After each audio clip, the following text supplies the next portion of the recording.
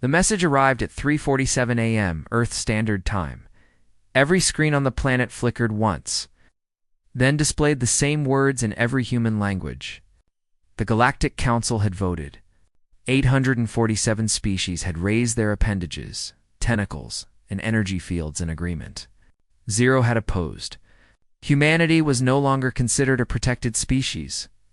They had 30 standard days to surrender their population for redistribution across the galaxy as Labor Resources Director. Kim Yuna read the message 3 times in the underground bunker beneath Seoul. The fluorescent lights hummed above her head. Around her sat the 12 members of Earth's Emergency Council, their faces pale and tired. Nobody spoke for a long time. They want us as slaves, said General Moon finally. His voice was flat, empty of emotion.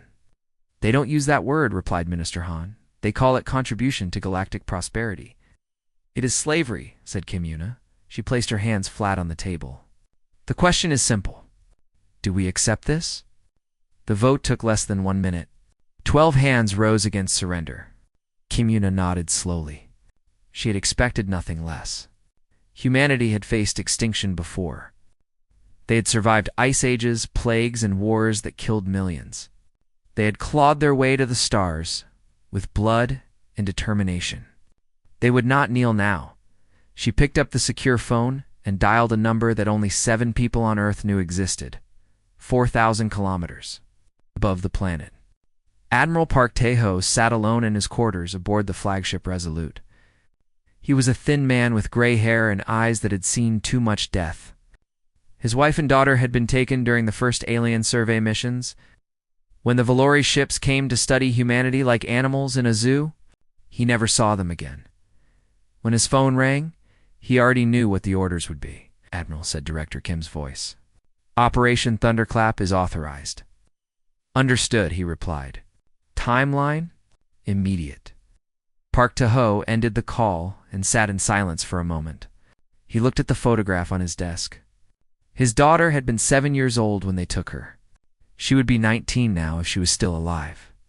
He had spent 12 years preparing for this moment. 12 years of building ships in secret. 12 years of training soldiers in hidden bases. 12 years of patience. The galaxy thought humanity had only 200 registered vessels. Old ships, barely capable of defense. The aliens had laughed at human technology, called them primitives playing with fire. They had no idea. Lieutenant Baek Jin-ho was 23 years old, fresh from the Naval Academy. He worked in the communications center of the Resolute, monitoring transmissions from across the solar system. When the Admiral's orders came through, his hands trembled slightly as he typed the commands. Sir, he said to his supervisor, we're receiving confirmation signals from all sectors. The supervisor, a weathered woman named Captain Kang, nodded grimly. How many? Ginho checked his screen 3 times because he could not believe the number. 2,000 vessels powering up in the asteroid belt. Another 3,000 in the outer planets. Long-range stations are reporting additional forces in deep space. 8,000 ships. The number seemed impossible. Ginho had been told, like everyone else, that Earth's fleet was small and weak. Now he understood. The weakness had been a mask. A lie told to the entire galaxy. Across the solar system, the human fleet came to life. Ships that had been hiding for years behind asteroids and moons activated their engines. Crews who had trained in secret for this exact moment took their positions. In the darkness of space, thousands of lights flickered on, like stars being born. The Galactic Council had been watching, Earth through their surveillance satellites. They expected to see panic, protests, perhaps some desperate attempt at negotiation. Instead, they saw something that confused them. Earth's communication channels were going dark, one by one. Television broadcasts stopped. Radio signals faded. The planet fell silent. On the council homeworld of Nixira, High Chancellor Morvith watched the feeds with mild curiosity. He was an ancient being, his body supported by mechanical systems that kept him alive long past his natural lifespan. He had ruled the council for 300 years. In all that time, he had never encountered a species that did not eventually submit. They are preparing their surrender, said Counselor Thelvin. A Vellery representative, with 4 arms and skin like blue leather. The silence is their acceptance. Perhaps, said Morvith, but something felt wrong. A sensation he had not experienced in centuries. It took him a moment to recognize it as uncertainty. Back on the Resolute, Admiral Park Tejo stood on the bridge. Around him, officers worked at their stations with quiet efficiency. No panic, no fear, only purpose. Admiral, said Captain Kong, all ships report ready. Awaiting your command. Park Tejo looked at the view screen. Earth hung in the darkness, blue and green and beautiful. His home. The home of 8 billion people who refused to become property. Lieutenant Beak, he said. Open a channel to the Galactic Council. All frequencies. I want every species in the galaxy to hear this. Ginho's fingers moved across his console. Channel open, sir. The Admiral straightened his uniform. When he spoke, his voice was calm and clear. This is Admiral Park Tejo of the United Earth Defense Fleet. We have received your vote. 847 to 0. You have decided that humanity has no right to freedom. You have decided that our children can be taken, our families separated, our people scattered across your empire as servants. I paused, letting the words sink in across 1,000 alien worlds. We have considered your decision carefully, and we have made our own vote. 8 billion to 0. On Nixira, High Chancellor Morveth leaned forward. The uncertainty in his chest was growing stronger. Your motion is denied, continued Admiral Park. Furthermore, let it be known that from this moment forward, a state of war exists between the human species and every member of the Galactic Council. You voted to take our freedom. We vote to take yours. The transmission ended.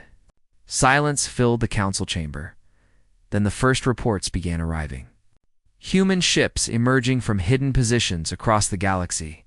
Attacks on strategic installations. Explosions at fuel depots and communication relays. Councillor Thelvin stared at his screen in disbelief. This is impossible. They don't have the capability. High Chancellor Morvith said nothing. He was beginning to understand, far too late, that they had made a terrible mistake. They had looked at humanity and seen weak, primitive creatures. They had not considered that weakness might be a disguise. They had not considered that primitives might also be predators. The war had begun, and the galaxy was about to learn. What humanity could do when survival was the only option, the Velour. Trade Hub was the largest space station in the known galaxy. It floated in the darkness like a city made of metal and light, home to 3 million beings from 500 different species. Ships arrived and departed every minute, carrying goods worth more than the entire economic output of most planets. For 800 years, it had been the center of galactic commerce. It had never been attacked. The very idea was considered ridiculous. Captain Lee Hanna stood on the bridge of the stealth destroyer, Ghost of Busan. She was a small woman with short black hair and a scar that ran across her left cheek. Behind her ship, 47 other human vessels moved in perfect formation, their hulls painted with light-absorbing material that made them nearly invisible to sensors. Distance to target, she said quietly. 12,000 kilometers, replied her navigator. We're inside their defensive perimeter. They still don't see us. The alien races of the galaxy had never developed true stealth technology. They had never needed to. Their conflicts were settled through negotiation. Economic pressure, or at most, ceremonial battles, where both sides agreed on the rules in advance. The concept of sneaking up on an enemy, of striking without warning, was considered barbaric. Humanity had mastered it centuries ago. It's Setchius. Prepare for combat, said Captain Lee. We emerge in 60 seconds. 4,000 light-years away. On the bridge of the command ship Inchin, Commander Song Mira watched 12 different tactical displays at once. Each screen showed a different location across the galaxy. Fuel depots, communication relays, shipyards, military bases. At each location, human forces were moving into position, waiting for the signal. The plan was called Thunderclap for a reason. Every strike would happen at the same moment. The galaxy would hear the thunder from every direction at once. 30 seconds, said Commander Song. All teams confirm ready. 12 green lights appeared on her console. 12 teams scattered across thousands of light years, all prepared to attack. On the Valori trade hub, Counselor Thelvon was attending a celebration dinner. He had voted against humanity just 3 days ago, and his fellow Valori were congratulating him on helping to secure such a valuable labor resource. The humans would make excellent workers, they agreed. Strong bodies, clever minds, and no real ability to resist. Thelvin raised his glass of fermented nectar. To prosperity, he said.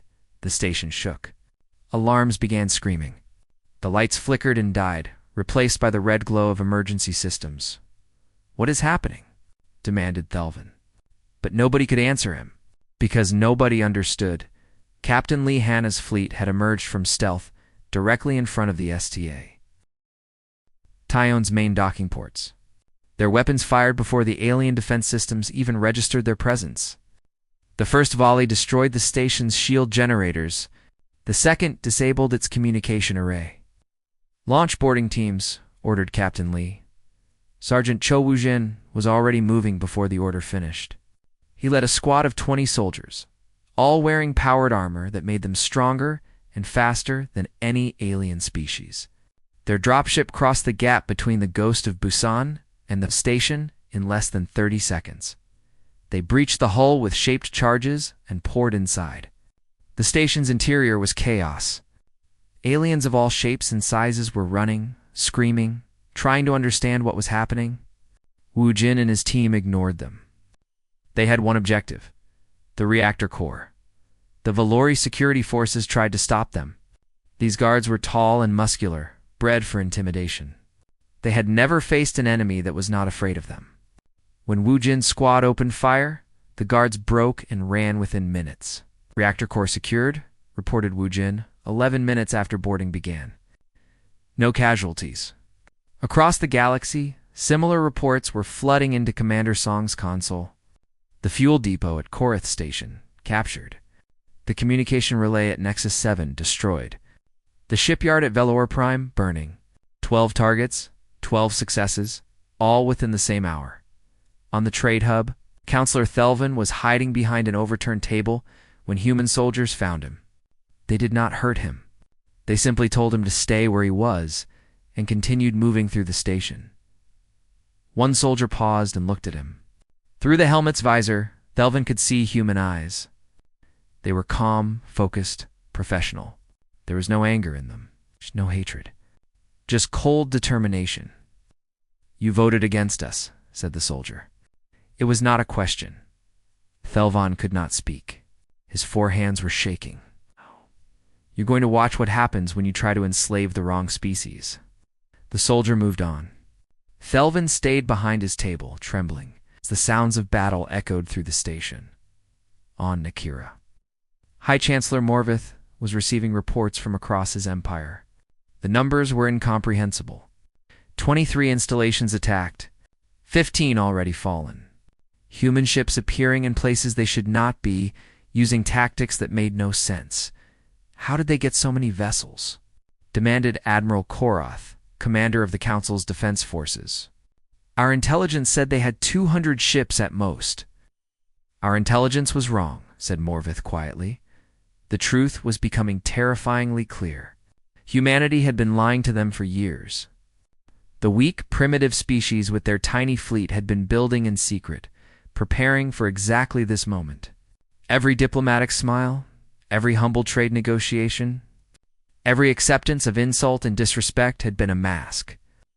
Current estimates put their fleet at 8,000 vessels, said an intelligence officer, his voice shaking. Possibly more. They had ships hidden throughout the galaxy, waiting. 8,000, repeated Morvith. The number felt unreal. For how long? At least a decade, Chancellor. Perhaps longer. Morvith closed his eyes. For 300 years he had ruled through strength and intimidation. He had conquered species, absorbed civilizations, built an empire that spanned half the galaxy. And now, a species he had dismissed as animals had revealed themselves to be something far more dangerous. Predators. Real predators. The kind that waited in the shadows, watched their prey, learned its weaknesses, struck only when victory was certain. Back on the trade hub, Captain Lee Hanna walked through the captured station. The fighting was over. Human soldiers were securing prisoners and establishing control points. Medical teams were treating the wounded, both human and alien. She stopped at a viewport and looked out at the stars. Somewhere out there, the galaxy was waking up to a new reality. The vote had been 847-0 against humanity. But votes did not matter anymore. Only power mattered. Only survival. Her communicator beeped. Admiral Park's voice came through, calm as always. Captain Lee, status report. Trade hub is ours, Admiral. Minimal casualties. We're beginning Phase 2 preparations. Excellent work. The galaxy is starting to panic. They're assembling a counterattack fleet. 40,000 ships. Lihana smiled slightly. Good. Everything is proceeding according to plan. See you at Kyung Nebula, Captain? That's where we end this. The communication ended. Captain Lee continued looking at the stars. 40,000 ships. The largest fleet ever assembled. Coming to destroy humanity once and for all, they had no idea they were walking into a trap that had been 5 years in the making. The Council. Chamber on Nixira had stood for 900 years. Its walls were made of crystal that sang when light passed through them. Its ceiling showed a map of the galaxy, with each member species represented by a glowing point. For centuries, this room had been a symbol of order and power. Now it was filled with fear. 800 representatives had gathered for an emergency session. They spoke over each other in dozens of languages, their translators struggling to keep up. Some were demanding immediate surrender. Others were calling for total war. A few were simply screaming. High Chancellor Morvith sat on his throne and said nothing. He watched his empire falling apart before his eyes. 96 hours, said Admiral Korath, his voice cutting through the noise. The chamber fell silent. In 96 hours, humanity has seized 23 strategic positions. They have disabled 4 of our major shipyards. They control the Valori trade hub. They have cut our communication networks in 6 sectors. How is this possible? Demanded a representative from the Telkari species. They are primitives. They discovered faster-than-light travel only 70 years ago. They are not primitives, said a quiet voice. Everyone turned to look at the speaker. He was a human, dressed in the gray uniform of Earth's military. His name was Dr. Yoon Sung-ho, and he was a xenobiologist who had been captured during the early strikes. The council had demanded he be brought before them to explain his species. Speak, commanded Morvier. Dr. Yoon stood calmly before the most powerful beings in the galaxy. He showed no fear. This, more than anything, disturbed the council members. You see, humanity is primitive because we are young, said Dr. Yoon. Our civilization is only 10,000 years old. Yours have existed for millions of years, but you made a critical error in your analysis. You assumed that age equals advancement. You assumed that your long history made you superior, and it does not? Asked Morveth. No, it makes you complacent. Dr. Yoon looked around the chamber. I have studied your species. All of you. Do you know what I found? You evolved as prey animals. Herd creatures. You developed intelligence to escape predators. You built technology to create safety. Your entire civilization is based on avoiding conflict. The chamber was completely silent now. Humanity is different. We evolved as predators. We hunted other animals. We fought each other. Our history is written in blood and war. We developed intelligence not to escape danger, but to become more dangerous. Doctor. Yoon smiled slightly. You have had peace for so long that you forgot what war truly is. We never forgot. On the command ship Inchin, Commander Song Mira was executing Phase 2 of Operation Thunderclap. Her tactical displays showed the locations of every council communication relay in the galaxy. There were thousands of them, forming a network that allowed instant communication across light years. Target list confirmed, reported her communications officer. We have strike teams in position at 47 relay stations. Begins sequential destruction, ordered Commander Song. Start with the outer colonies. Work inward. The destruction began methodically. Each relay that fell created a gap in the Council's network. Information that once traveled instantly now had to be carried by ships, taking days or weeks. The galaxy was being blinded, piece by piece. Commander Song watched the map as darkness spread across it. This was not about destroying the enemy's fleet. This was about destroying their ability to coordinate, to think, to react. By the time the Council understood what was happening, it would be too late. Back on Nexira, High Chancellor Morveth received the reports of the relay attacks. His ancient heart, supported by machines, beat faster than it had in centuries. "They are isolating us," he said. "They are cutting us off from our own empire. We must counterattack immediately," said Admiral Korath. "I have assembled 40,000 ships, the largest fleet in history. We will crush them." Morveth looked at the admiral. Korath was confident, eager for battle. He had never lost a fight in his long career. But then, he had never truly fought. His victories had been against smaller fleets that surrendered after token resistance. This was something different. "Where are the human forces gathering?" asked Morveth. "Our scouts report a fleet of approximately 600 vessels holding position near a gas giant in the Kyunji Nebula. It appears to be their main force."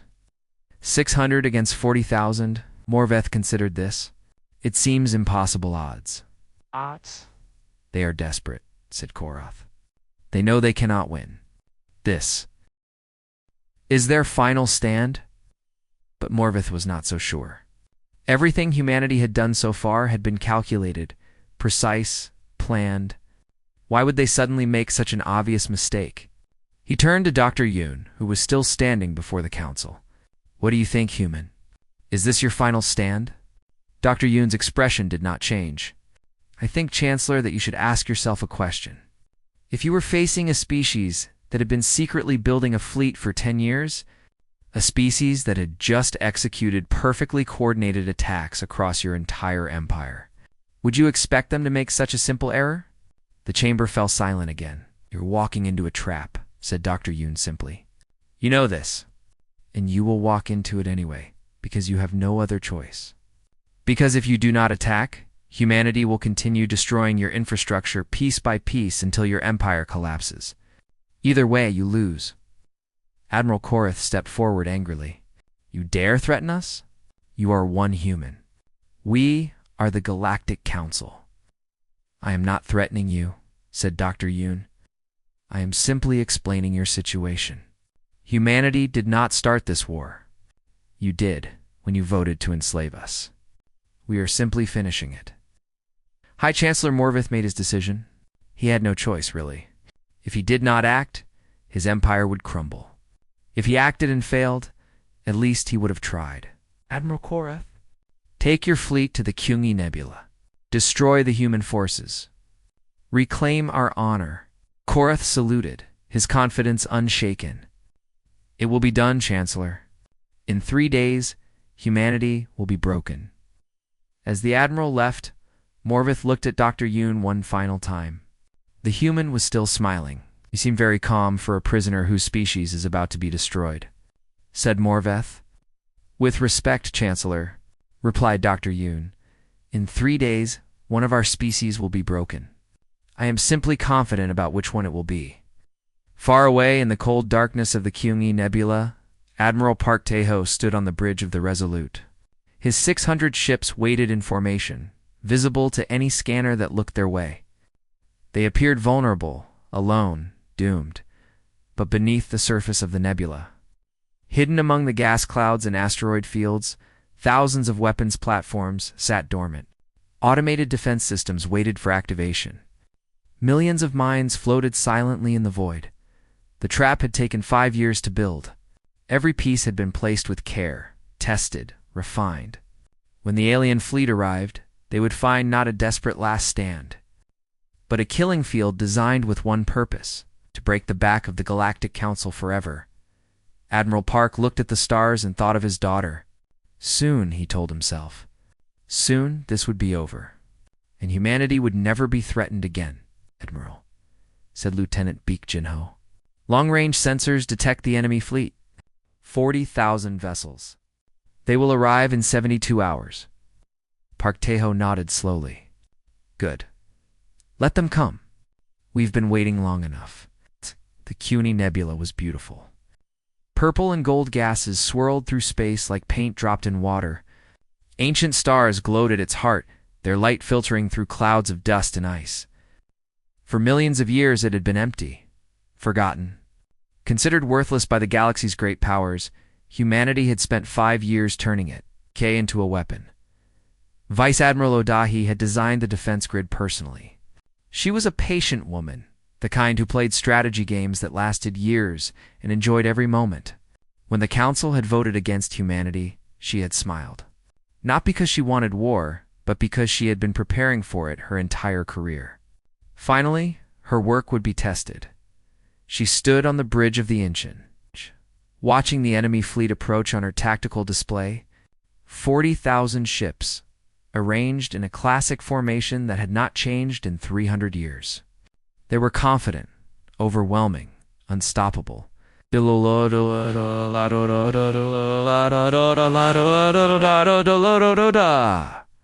Reported her sensor officer. No indication they've detected our hidden assets. They won't, said Odahi. Not until we want them to. Fleetmaster Korath commanded the alien armada from his flagship, the Pride of Nagazra. He was a tall creature with armored plates covering his body and 6 eyes that could see in multiple spectrums. In 200 years of service, he had never lost a battle. He did not intend to start now. The human fleet is directly ahead, reported his second-in-command. 600 vessels. They are holding position. Korath studied the display. The humans were not running. They were not attempting any clever maneuvers. They simply waited, like prey that had accepted its fate. Surround them, he ordered. All ships moved to encirclement formation. I want no escape route. 40,000 ships began spreading out, forming a sphere around the small human fleet. It was a textbook maneuver designed to prevent any enemy from fleeing. Korath watched with satisfaction as his forces moved into position. They must know they cannot win, said his second. Perhaps they will surrender, replied Korath. Our orders are to destroy them completely. No prisoners. No mercy. On the resolute Admiral Park, Tae-ho watched the encirclement calmly. Everything was proceeding exactly as planned. They've taken the bait, said Captain Kong. Enemy vessels are now inside the engagement zone. Park Tae-ho nodded. He opened a channel to Vice Admiral O on the Inchin. Admiral O, the guests have arrived. Please welcome them properly. Odahi's voice came back, calm and professional. With pleasure, Admiral, activating defense grid now. Throughout the nebula, hidden systems came to life. Weapons platforms that had been dormant for years powered up their targeting computers. Missile batteries loaded their first rounds. Millions of mines began tracking the nearest enemy ships. The first explosion caught Korath completely by surprise. One of his cruisers simply disappeared, replaced by an expanding ball of fire. Then another. Then 10 more. His display filled with warning lights as ships across his fleet reported impacts from weapons they could not see. Where's this coming from? He demanded. I see no enemy vessels. Unknown, Fleetmaster? The weapons appear to be coming from inside the nebula itself. Korath stared at his display in disbelief. The nebula was shooting at him. Every gas cloud, every asteroid field, every seemingly empty piece of space was hiding human weapons. He had led his fleet directly into a trap. All ships, evasive action, return fire on all contacts. But there were too many contacts. Too many weapons. His ships fired blindly into the nebula, hitting nothing. The human weapons fired with precision, each shot finding its target. Ensign Park J1 was 21 years old. He flew a small attack fighter in the 7th Strike Squadron, and this was his first real combat mission. His hands were sweating inside his gloves. His heart was pounding so hard he could hear it in his ears. Wine, stay on my wing, said his squadron leader through the radio. We're going for their command ships. Don't get separated. Yes, sir, replied J1. His voice was steady, even if his hands were not. The squadron dove into the chaos. Alien ships were everywhere, firing in all directions, trying to escape the invisible death that surrounded them. Explosions lit up the nebula like fireworks. Debris tumbled through space. J1 focused on his training. Pick a target. Close the distance. Fire. Move. Repeat. His grandmother had told him stories about the old wars on Earth. When humans fought each other with swords and arrows, she said the same courage ran through every generation. He hoped she was right. An alien fighter appeared in front of him. He pulled the trigger without thinking. The fighter exploded. His first kill. He felt nothing except the need to find the next target. On the Pride of Nyxera, Fleetmaster Korath was watching his fleet die. In 2 hours, he had lost 15,000 ships. His carefully planned encirclement had become a cage, trapping his own forces inside the killing field. "Fleetmaster, we must retreat," shouted his second. "We cannot continue this." Korath wanted to argue. He wanted to fight. But even he could see the truth. This was not a battle. This was an execution. All ships, fall back to the nebula's edge. Emergency jump to FTL. Surviving ships began turning, trying to escape. But Admiral Park had planned for this too. "Vice Admiral O," he said calmly, "close the exit." Throughout the nebula, hidden vessels emerged from their hiding places. Not warships, but massive vessels carrying specialized equipment. They activated their FTL jammers, filling the area with interference that made faster-than-light travel impossible. Korath watched his escape route disappear. His fleet was trapped, surrounded, dying. For the first time in 200 years, he understood what it meant to face a true enemy. "This is Admiral Park Tae-ho of the United Earth Defense Fleet," came a voice over all frequencies. "Your fleet is destroyed. Your retreat is blocked. You have 2 choices. Surrender and live, or continue fighting and die. You have 10 minutes to decide." The silence that followed was broken only by the sounds of distant explosions. Korath looked at his display. 24,000 ships lost. 16,000 remaining, most of them damaged. The human fleet had suffered fewer than 200 casualties. It was not a defeat. It was an annihilation. "Fleetmaster," said his second quietly, "what are your orders?" Korath closed his 6 eyes. He thought of his species, his homeworld, his family. If he continued fighting, they would all die here. If he surrendered, perhaps some would survive. "All ships," he said, his voice heavy with shame. "Stand down. Lower weapons. We surrender." Throughout the nebula, alien vessels stopped firing. Their weapons powered down. One by one, they transmitted their surrender. On the Resolute, Admiral Park Tae-ho allowed himself a small moment of relief.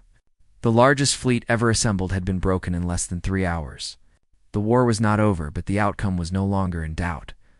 Lieutenant Baek Jin-ho approached him hesitantly. "Sir, we're receiving transmissions from across the galaxy. The other species are requesting peace negotiations. They want this to end." Park Tae-ho nodded slowly. He thought of his wife and daughter.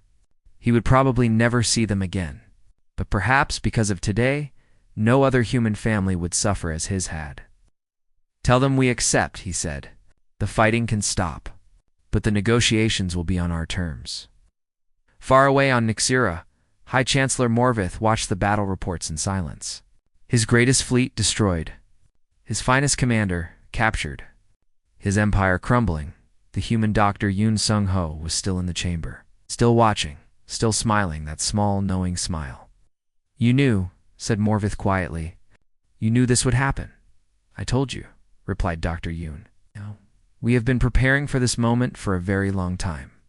"You should have listened." Morvith had no response. He simply sat on his throne and watched his galaxy burn. 6 months had passed since the Battle of Kyunji Nebula. 6 months since the galaxy watched its greatest fleet crumble. 6 months since humanity proved that they were not prey to be hunted, but predators to be feared. The council chamber on Nyxera looked different now. Human soldiers stood guard at every entrance. Human engineers had repaired the damage from the brief ground battle that had secured the planet. Human flags hung alongside the ancient banners of the Galactic Union, a reminder of who now held power. Director Kim Yuna walked through the great doors with measured steps. She wore a simple black suit, no decorations, no medals. Behind her walked Admiral Park Tae-ho, his gray uniform pressed and clean. They were the first humans to stand where the Council had once condemned their entire species. The chamber was full. Representatives from 300 species had come to witness this moment. Some had fought against humanity. Some had surrendered quickly. All had learned the same lesson. The galaxy had changed forever. Kim Yuna took her place at the central podium. She looked out at the assembled beings, these creatures who had voted unanimously to enslave her people. She felt no hatred toward them, only a tired determination to ensure this would never happen again. 6 months ago, she began, her voice carrying through the chamber. You voted to deny humanity the right to exist as a free species. 847 to 0. You believed we were weak? You believed we would submit. You believed wrong. The chamber was silent. Some representatives could not meet her eyes. Today, humanity controls 40% of this council's critical infrastructure. Your largest fleet has been destroyed. Your communication networks are in our hands. Most of your species have already signed individual peace treaties with Earth. She paused, letting the words settle. We did not want this war. We did not seek it. You forced us to fight, and we fought. You tried to break us, and we broke you instead. This is the simple truth of what happened. Admiral Park stood behind her, his face expressionless. He thought of the cost of their victory. 3,000 human soldiers dead. 12 ships lost. Countless alien lives ended in the battle and its aftermath. He had spent his career preparing for war, but he had never imagined the weight of actually fighting one, Kim Yuna continued.